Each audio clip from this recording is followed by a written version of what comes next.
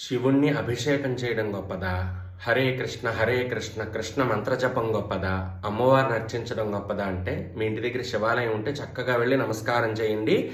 జగతఃపితరౌ వందే పార్వతీ పరమేశ్వరవు. జగత్తు మొత్తానికి పార్వతీ పరమేశ్వరులు మాతాపితరులు. మా ఇంటి దగ్గర శివాలయం లేదండి, విష్ణుమూర్తి గుడి ఉంది. చక్కగా వెళ్ళి దండం పెట్టుకోండి. సర్వదేవ నమస్కార కేశవం ప్రతిగచ్చతి. ఏ దేవతకి నమస్కరించినా విష్ణుమూర్తికే చెందుతుంది.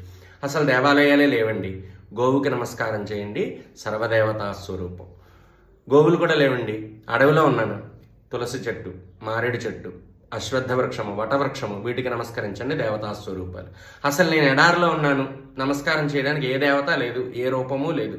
సూర్యనారాయణ మూర్తికి నమస్కారం చేయండి. అంటే ఉపాసకుల కార్యాలను సిద్ధింప చేయడం కోసం సచ్చిదానంద పరబ్రహ్మ అనేక రూపాలు పొందిందని వేదం చెప్పింది. ఆ స్వరూపం ఏదైనా సరే నువ్వు నమస్కరించిందే గొప్పది.